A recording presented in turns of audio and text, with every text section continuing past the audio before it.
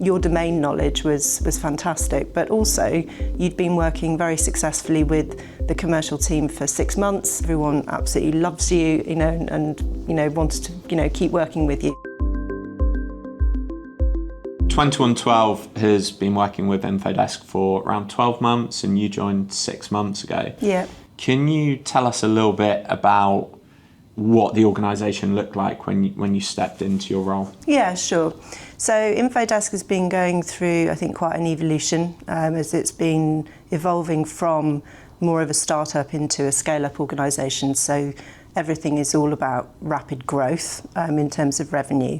So I joined an organisation where product and technology had definitely been, developed and had evolved into a really amazing software platform. About 18 months ago, maybe a bit more than that now, the commercial organisation, so sales, was equally, brought in to deliver growth. So that's been the primary objective. I came into the organisation 6 months ago, and it was time for all the processes and systems and skills and resources, the whole marketing function really, to be reviewed and brought into what was needed for the scale up and growth that the business needs to achieve. Amazing. And I mean, at that point in time, you could have changed suppliers. You chose not to. Yeah. Could you tell us a little bit about that thought process, why you decided 2112 was right to continue with at that point in time? Yeah, definitely. Super impressed with people, with yourself and with the team. It was immediately apparent that you guys had acquired a great deal of domain knowledge, i.e. market understanding of what is actually quite a difficult marketplace to understand, or can be, if you don't know pharmaceuticals, if you don't know life science businesses. It's a whole new language. I certainly haven't come from that background, and it has been like learning a new language. And you guys really were talking it fluently from the very first meeting that I had with you. And that's really precious, knowledge that then you can bring to bear and make sure that when we are communicating to our prospects and our customers, that we are on point. And we get the language wrong with this marketplace, and it's very, very easy to spot. They'll see that the language isn't their language, and therefore the communication becomes ineffective. So your domain knowledge was fantastic, but also you'd been working very successfully with the commercial team for 6 months. Everyone absolutely loves you, and wants to, keep working with you. So, my job isn't to come in here and, upset apple carts when the apple carts are working brilliantly. So I was more than happy to keep that going, but also I think you'd started some really, really strong initiatives that hadn't quite grown at that point, but had potential, which is more around our sort of forums or webinars. And I saw how strong your skill set was for those activities, and I thought, let's keep this going and let's make this grow. And you've been absolutely brilliant at doing that. Thank you very much, greatly appreciated. And in terms of those initiatives and the forums, can you go into a little bit more detail about, the sort of benefits of those? Yeah, sure. So one of the things that I've brought, I think, to this organisation so far is a marketing strategy, because there wasn't one before. Any marketing strategy, I think, to be worth its salt, needs to be entirely reflective of how the buyer buys, so buyer behaviour. So we've introduced a marketing strategy, which is our day one list. Now, this isn't unique to InfoDesk by any means. This is, a well-worn strategy, particularly for B2B SaaS organisations. But it's thinking about buyer behaviour and the questions that they're asking and the information, therefore, they're seeking, from being unaware to problem aware to solution aware, through to product aware, through to wanting to have a sales conversation. And at kind of halfway through that, the buyer kind of triggers, and it's as they're going from being problem aware to solution aware, they will naturally recall on average 3 vendors. And if you're not on that remembered list of vendors, you haven't got a hope in hell, basically, of being able to affect the conversation going forward.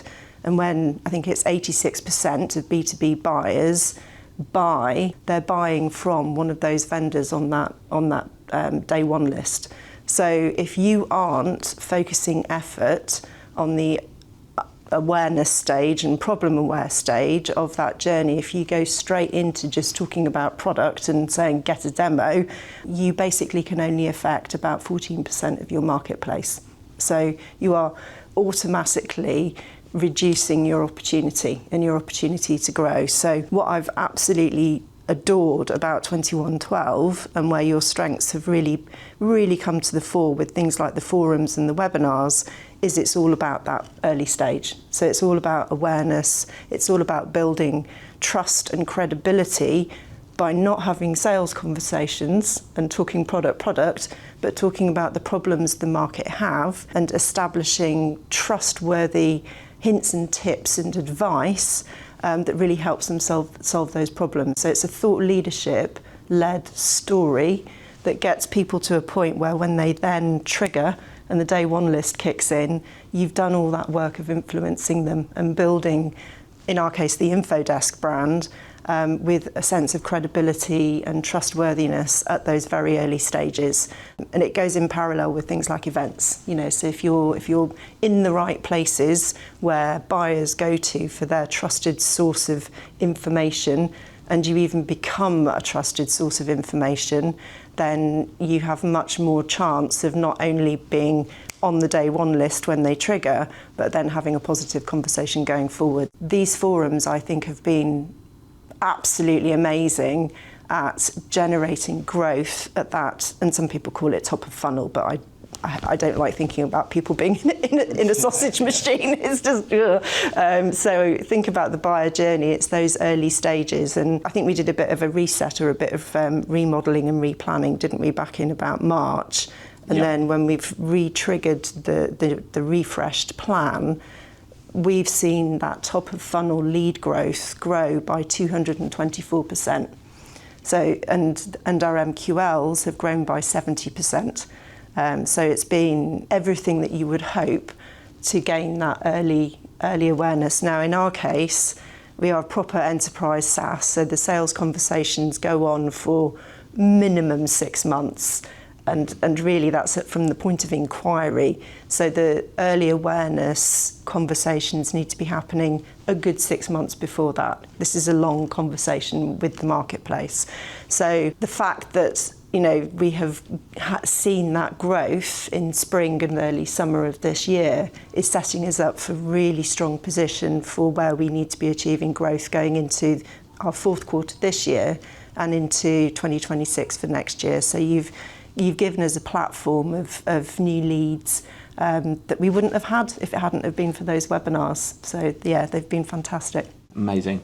It's really interesting you say that, because one of our other clients mentioned he doesn't like thinking of people as leads. No, okay. He thinks it's the wrong way of looking at it. Now he's in wealth management, so it's a very different kind of ball game.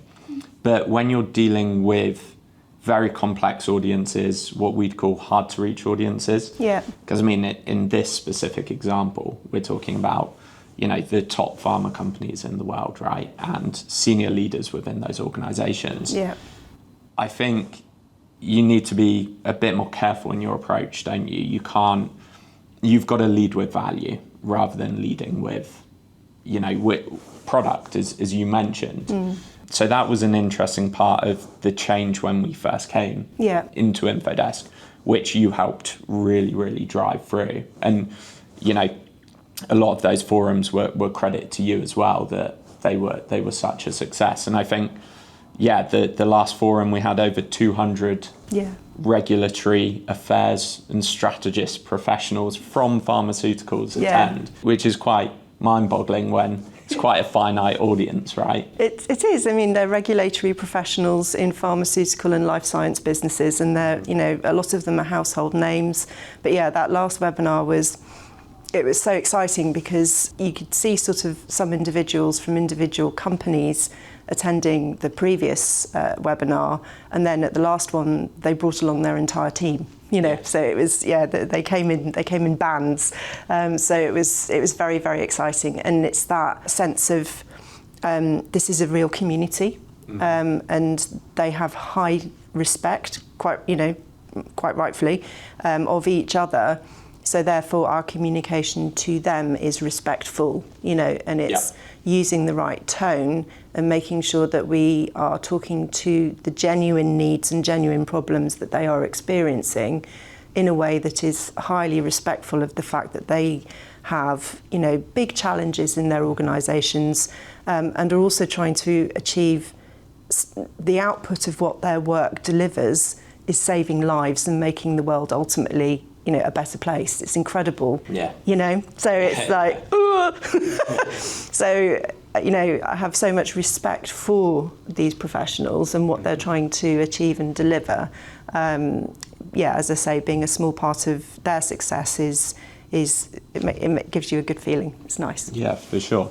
But at the same time, that's a great example of why these individuals are quite resistant to product messaging at top of funnel, or, in the awareness phase, because they're so busy, and quite often inundated with cold emails and cold calls and LinkedIn outreach trying to push product, which is very ignorable.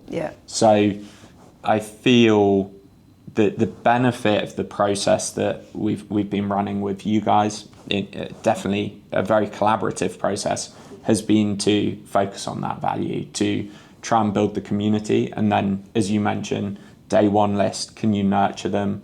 Longer sales cycles. So taking those webinars, turning them into, cutting them up into their component parts, right? Using them in email marketing, using them across social media. It also gives us a lot of content and a lot of comms to utilise over time. And I think this is another one of your strengths is the content production, the copywriting skill set is so incredibly strong. So your ability to kind of basically write something but then turn it into 8 different versions and repurpose it.